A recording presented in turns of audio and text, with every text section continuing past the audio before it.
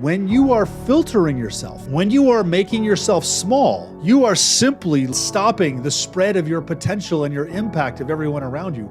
You are modeling that it's okay to not be everything you are. It's safer to play small.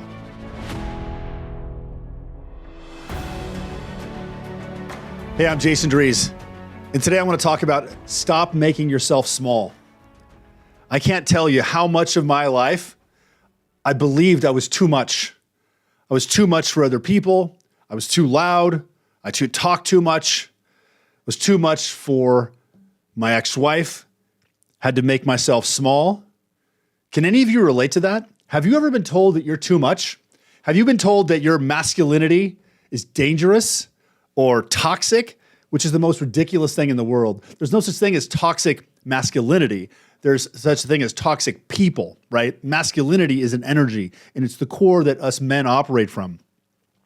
And I've just finished going through a very powerful experience. Not the funnest experience. What was that experience? It was a separation and divorce from my partner of 15 years, the mother of my 4 children. We were together for about 16 years. Last year, she was done, not happy, needed to go find herself. You should see her new matching tattoo. Find yourself, right?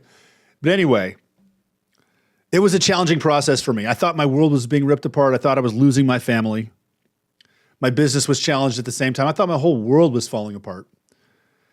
I'm trying to save the marriage, and she had already been left like months before we even had the conversation. So this was my process to get back to me.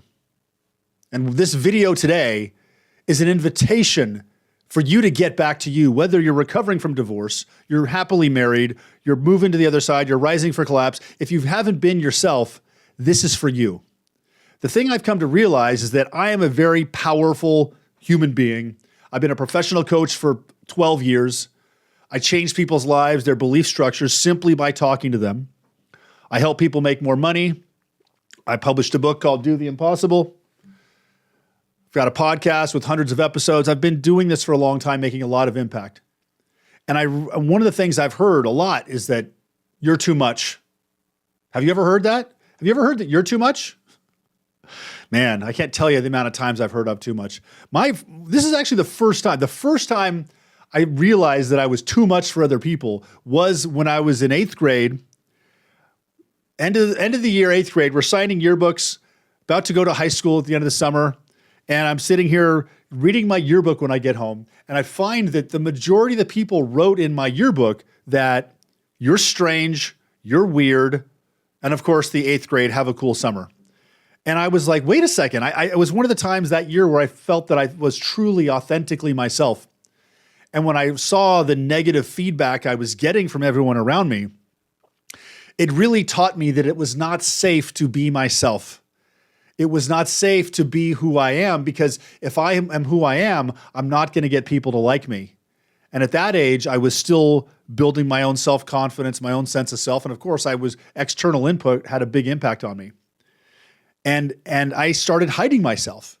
Fast forward like 30 years later, when I'm in Tony Robbins' coach training program a decade ago, I actually finally start to realize that I'd been hiding myself from the world and shutting myself down, and I've slowly been turning myself on more and more and more. Now, the part of me that speaks, that broadcasts, that does content that changes lives, that part of me has been here before. And part of that was actually a little filtered too, because in the past, I would have this pattern of not feeling like I could broadcast fully, speak fully, be who I am, unless I was with an audience that was accepting of it. Because I've had times where certain people didn't like what I was saying, and I wasn't built the way I am now, and that type of feedback would really affect me and hold me back. So what has actually happened over the past 18 months is I've finally gone through my forge. I've gone through my crucible. Because as men, we have to be carved and shaped into the men we're supposed to become. Some men have that experience early on from trauma. Some men have that experience early on from joining the military or going to war.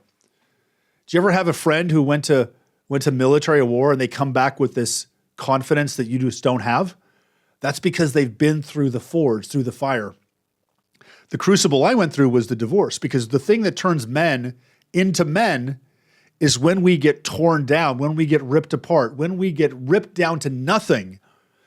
then we actually meet who we are, because the process of getting ripped down to nothing, torn apart, abandoned, left alone, fearing, like losing everything, is where you finally meet yourself. And once you finally meet yourself, then you start to operate from a place of truth. Because for men, truth is it's our North Star. It's your guiding compass. It's the foundation of masculinity. It's truth, honor, integrity. That's what makes us men. And I didn't have this experience. I didn't step into this man that you're seeing right now with this energy, this presence, until literally the past couple weeks. I spent a year and a half going through this divorce, living alone, being distracted, still thinking I need women to be happy, chasing all these low-value women around to entertain myself or distract myself, either one. And the funny thing is, none of those relationships worked. None of them went anywhere. Each of them did teach me a lesson. And here I am on the other side of that, have gone through the being alone, not seeing my kids all the time, going through the divorce, being made out to be a monster by my ex because she had to justify her story and finding herself, of course, right?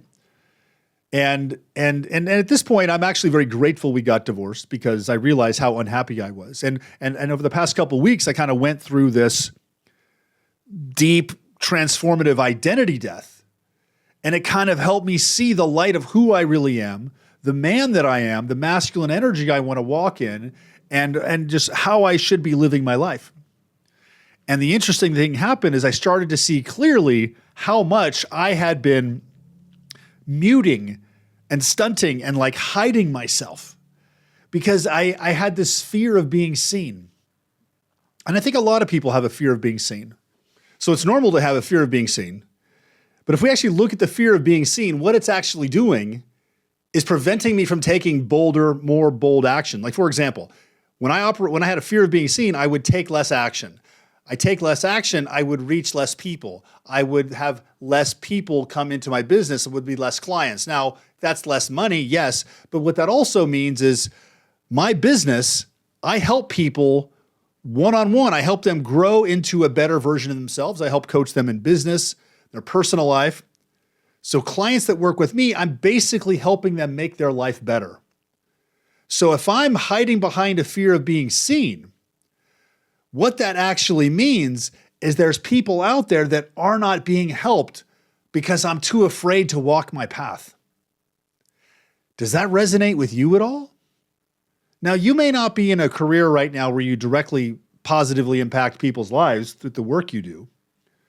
But I guarantee the work you do and the person that you are, the man that you are, impacts people around you.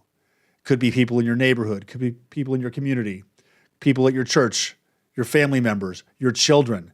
Who you are matters. And I kind of went through this process of like, well, if I'm afraid of being seen, if I put myself out there, I can get some haters. And I actually remember the first time I got some haters, it was when I was doing some Instagram work with Brandon Turner. This is about 5 years ago. And he put some of our videos on his YouTube channel. And one of his clients was like, one of the people on the YouTube said, my least favorite videos with Brandon are the ones he does with his coach, Jason. And I read that and it like hurt my feelings. Like, oh my God, I tried so hard on that. And then I realized, wait a second. No, I wasn't getting any visibility before. So I'm getting haters. I'm actually starting to be seen now. And I actually went through this thought process. I said, well, okay, there's some people who don't like what I say, and there's some people that I do. And if the people don't like me, they probably don't know me or I'm not a match, so it doesn't really matter. And the people that do like me, a proportion of them are going to sign up for my coaching, and I'm going to help them change their lives, their income, the trajectory of their life, which is going to change the trajectory of their children's lives. And if it's a business owner, it's going to change the trajectory of the business and all the employees. So the work I do has a positive impact that ripples into a lot of people. And I asked myself, am I willing to take the heat from the haters, from those few people who don't get me and understand me, to serve those that I do? And the answer was absolutely yes. And what I want you to understand is that when you are filtering yourself, when you are making yourself small, you are simply slowing and stopping the spread of your potential and your impact of everyone around you. You are modeling to your children, peers, and those around you that it's okay to not be everything you are. And it's safer to play small. You're basically modeling a reality of limitation. And I guarantee if you have children, you don't want your children to live in a limited reality. You want them to grow and expand and be themselves to the fullest. And the truth is, you were meant for more than this. You were absolutely meant for more than this. And being meant for more than this means you need to step up and walk the path. Now, stepping up and walking the path is a decision that I'm going to walk the path. I'm going to explore my full potential. Because I'll tell you, with the thousands of people that I've coached, the vast majority of people on this planet are living at 50 to 60 to 70% of their potential. You have so much more untapped potential in you. And here's what you need to do is you need to make a commitment, a claim. I am going to start embracing my potential. I'm going to do. How do you do that? You don't back down. Aim as the biggest target you can. Take consistent action towards it. And when it gets difficult, lean into it. Because if you start to walk the path of your full potential, you are going to have more obstacles and growth than any other path, because the path of your full potential will cause the most growth in you, and it will radically transform you. One way to go faster is to hire a coach. Do I use coaches? Yes, I am a coach. Do I use coaches myself? Yes. Through my divorce, was I talking to coaches? Yes. I had like 5 different coaches I used. In the early days, right after the divorce, when I found out about it, when I was really struggling, I was talking to 3 coaches multiple times a day. And that's how I have accelerated and grown through this path faster. So if you want to move faster, if you want to step into your full potential, if you want to live in a reality of your dreams of like, oh my God, that collapse I went through was worth it. Not this, I'm never getting married again or I'm signing off women forever. No, like, don't put your foot down. Raise your standard. Become the man that gets the better woman. Become the man that gets the better job. Become the man that impacts your children far greater after the divorce than you ever did in it. You still can be that man. He's inside of you. And if you're listening to this right now, I guarantee that part of you is listening. And it starts with a decision, and that starts with right now. So take some action. One thing you can do is go on your calendar and lock out Monday and Thursday at 12 o'clock Central. Join me on YouTube or the Zoom link here and join me live. My live transmissions are even more powerful than this. You can even get direct coaching from me. I would make a commitment about where you're going, what this is going to mean. I am going to play at a higher level. I am going to step into my destiny. I am not going to hold back. I am going to make this next chapter the best chapter yet. Do I know how? No, I don't know. Is that going to stop me? No way. Feel that certainty? Feel that strength? Feel that power? It's in you. And the fastest way to build it is to lean into your pain. Lean into your pain, your struggle, your obstacles. Face that. That is your ammunition. That grief, that fear is your power. You earned that. That is how you get to the next level. So stop numbing yourself, stop escaping, stop making yourself smaller, step into who you are, because the world needs you. The world doesn't need a watered down version of you. The world needs a 100% online, on fire, amazing, dialed in, tuned in version of you, because we need you on this mission to impact this world right now. Yes, you do matter. My name is Jason Dries. Don't forget to like and subscribe this. Give me a comment. I'll answer all the questions you throw out here. Remember, it's not easy, but it is absolutely worth it. I've done it, and you can do it too. I'll talk to you soon. Take care. Bye-bye.